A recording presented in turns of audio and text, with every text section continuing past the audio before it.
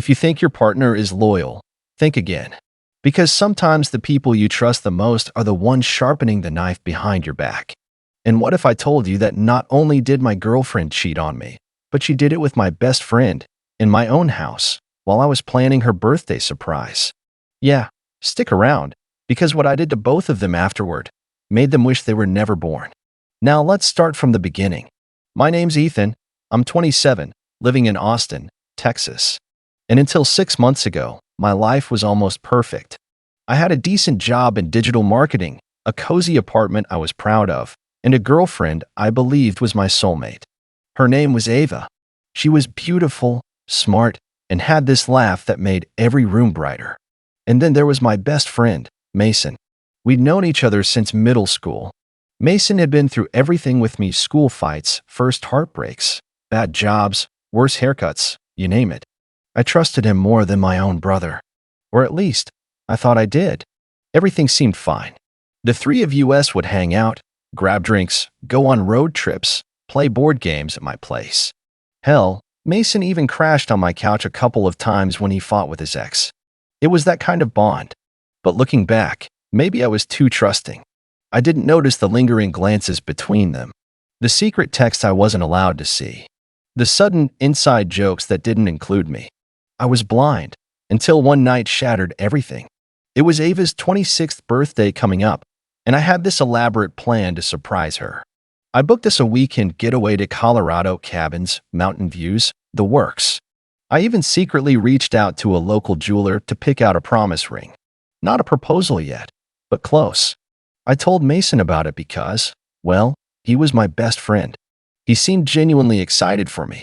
Or so I thought. I worked late nights that week, trying to clear my schedule for the trip. Ava told me she was visiting her sister across town, and Mason said he was out with the guys. And I had no reason not to believe them. Until that Friday night.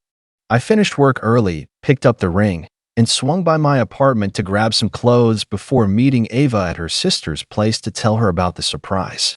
Only, when I opened the door, I heard voices. Low, breathless voices. The unmistakable sounds of two people doing what two people should only do when they're in love, or at least not betraying someone. My stomach dropped. I tiptoed toward the bedroom, heart pounding so loud I thought they'd hear it. The door was slightly open, and what I saw made my vision blur. There they were. Ava, Mason, in my bed, sheets tangled, clothes scattered on the floor, laughing, whispering, as if I didn't exist, as if everything we'd shared meant nothing. For a second, I froze. Part of me hoped it was some insane misunderstanding, but there was no denying what I saw. I felt this wave of rage and heartbreak slam into me all at once. And then, a strange kind of calm. I quietly closed the door, walked out, and sat in my car. I didn't cry. I didn't scream. I just sat there, planning. See, most people would confront them right then and there. But not me. I wanted them to pay. Not just for the betrayal, but for thinking they could get away with it. Over the next few days, I acted normal. Ava texted me saying she'd be home late because her sister was sick. Mason sent me memes and talked about some girl he was supposedly seeing. I played along, because I needed time to set my plan in motion. First, I hacked into Ava's phone. Not some movie-style hacking, just guessed her passcode. It was my birthday, by the way. Classy. There it was, dozens of texts with Mason. Dirty messages, sneaky plans to meet up while I was working, even jokes about how clueless I was. It made my blood boil. But I wasn't done. I needed proof. So I set up hidden cameras in my apartment. Tiny ones I ordered online, disguised as phone chargers. Within a week, I had enough footage to ruin both their lives. And here's where it gets dark. I started leaking the videos anonymously. To Ava's workplace, to Mason's family, to our mutual friends. One by one, people saw what kind of snakes they really were. Ava lost her job at the boutique she managed. Mason's fiancé, oh, did I forget to mention he was engaged too? Yeah, his fiancé saw the footage and left him, taking half his stuff. And then I went further. I drained the joint savings account Ava and I shared. Technically, it was my money anyway. Booked myself a 2-week trip to Italy. And as a final touch, I mailed them both a USB drive with every photo, text, and video I'd collected.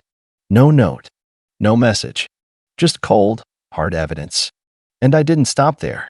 Mason had a secret he buried for years, a DUI that he never told anyone about, including his job. I sent an anonymous tip to his boss. 2 days later, he was fired. Ava tried reaching out, crying, begging, saying it was a mistake. Mason, too. I blocked them both. And while I was sipping wine in Florence, watching the sunset over the Arno River, I got a text from an unknown number. You destroyed us. It made me smile. But the best part? That was just phase one. Because I wasn't done yet. Not by a long shot. They thought they could rebuild their pathetic little lives. But I had one final move left, one that would haunt them forever. And if you think what I did so far was bad, wait till you hear what comes next.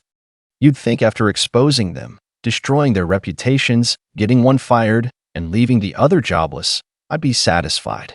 But nah, that was just the appetizer. Because when someone betrays you on that level, it ain't about getting even. It's about making them regret every breath they take afterward. And trust me, I was just getting started. See, while I was in Italy, savoring wine and the satisfaction of my first round of revenge, I started working on phase two. You know what hurts more than losing your job and your dignity? Losing your future. I knew both Ava and Mason were scrambling, trying to rebuild their lives. Ava had started posting sad little quotes on Instagram about healing and forgiveness. Mason? He was trying to get freelance gigs, desperate for anyone to give him a chance after his DUI secret and cheating scandal went public. But here's the thing, I wasn't about to let them move on. Not without a permanent reminder of what they did. First, Ava. She had this dream of starting an online jewelry business. Handmade stuff. She even ordered supplies with the last bit of money she had left after getting fired. I found out because I still had access to her emails. Guess she never thought to change her passwords. Classic Ava. She was planning a launch, had some influencers lined up, and even rented a booth at a local artisan fair. That's when I made my move. I created a fake account pretending to be an influencer, offering to promote her brand. She was desperate, so she agreed without doing any background check. I told her I'd promote her business on launch day, promised her exposure to thousands of followers, and sent her fake screenshots of a huge audience.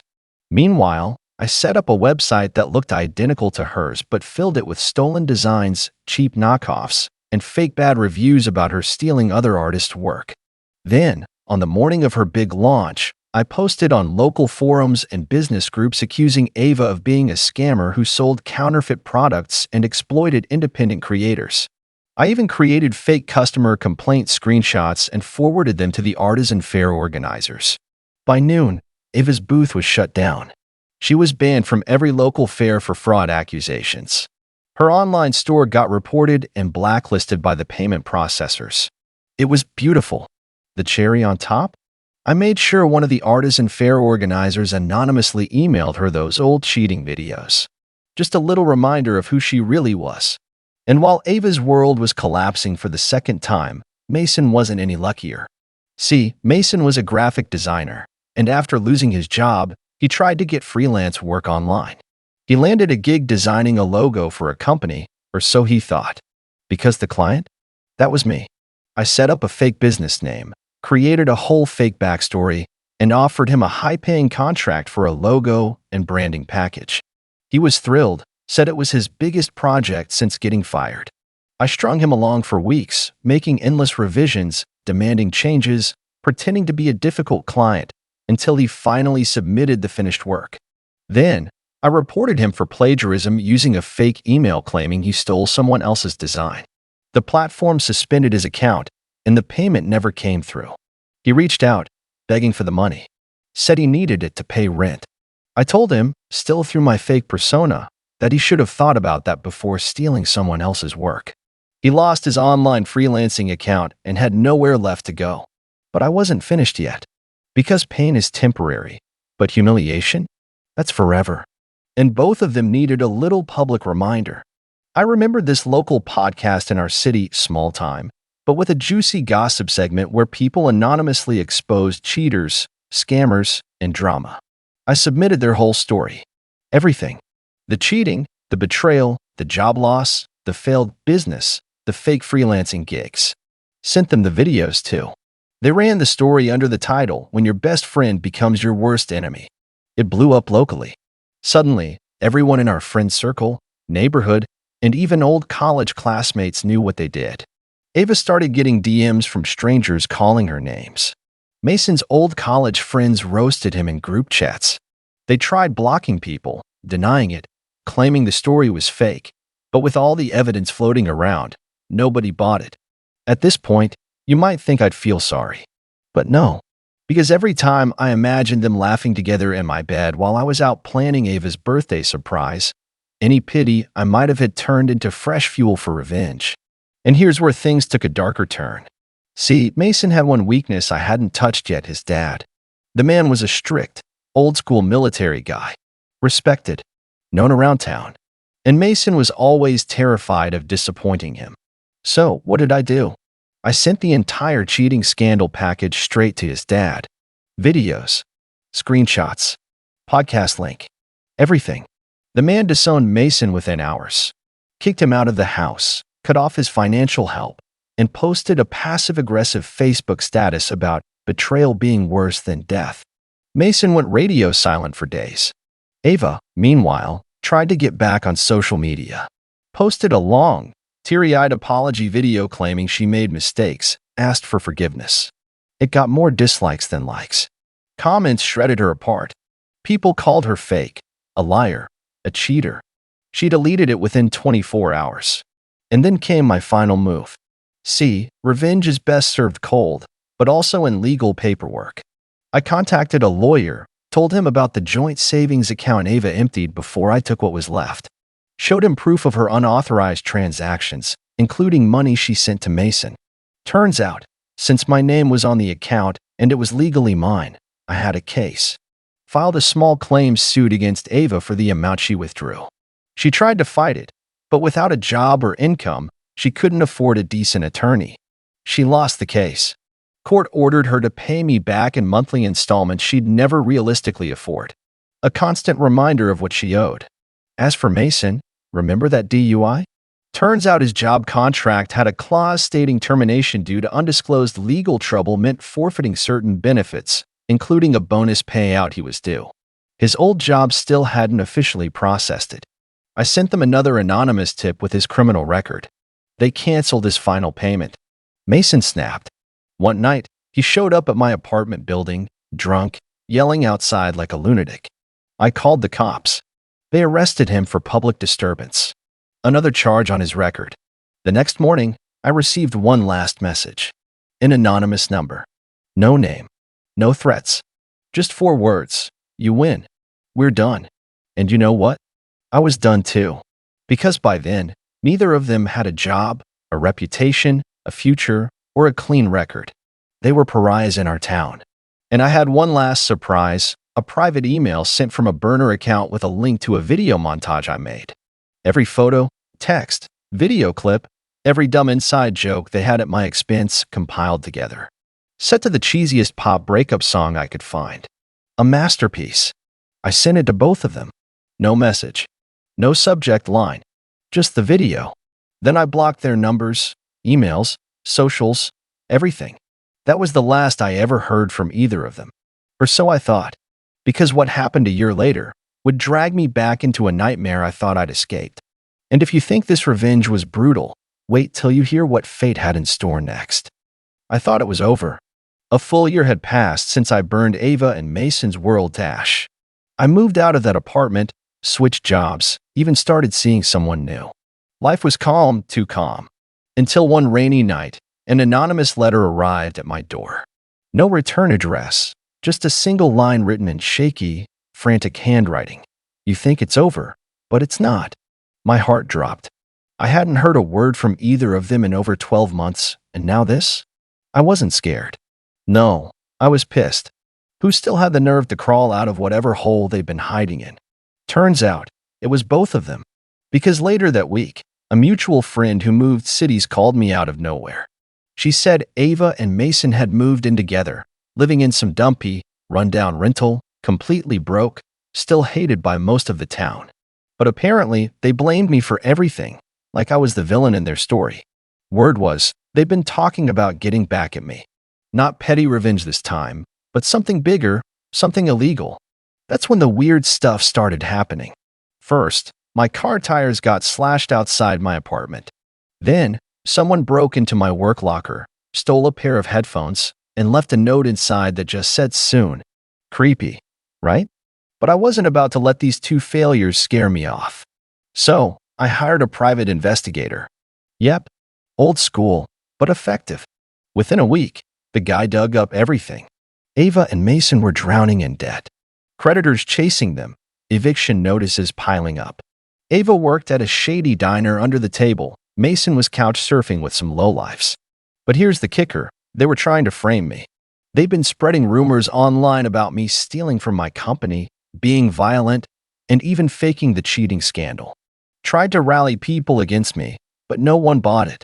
Still, it was enough to piss me off all over again. So, I did what I do best. I set the final trap. I created a fake investment opportunity, a too-good-to-be-true crypto scheme that promised insane returns with zero risk. Made a legit-looking website, fake investor testimonials, everything. Then, through a burner social media profile, I lured Mason in. Claimed it was a secret invite-only deal for insiders. He fell for it. Begged me, still not knowing it was me, for an invite. I strung him along, making him jump through hoops, promising him it was his ticket out of debt. Meanwhile, I had the private investigator record every conversation, every transaction, every message.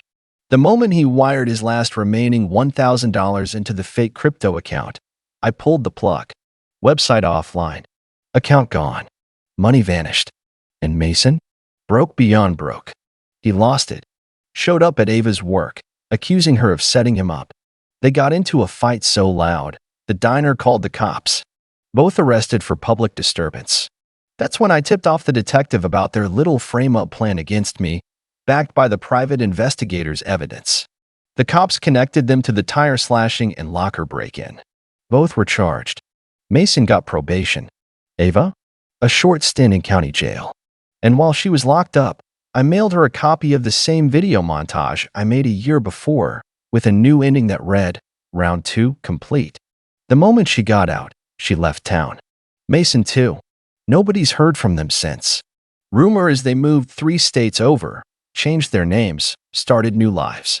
But me? I thrived. New job, new apartment, new girlfriend. And the satisfaction of knowing I ended not one, but 2 people who dared cross me. Moral of the story? Cheat on me with my best friend, and I will destroy you both. Peace. Bye. Peace. And hey, if you enjoyed this insane revenge story, don't forget to hit that like button, drop a comment telling me what you would have done in my place, and smash that subscribe button for more epic revenge stories just like this one. I post these wild true stories every day. You don't want to miss what's coming next. Turn on notifications too, because trust me, the next one's even crazier.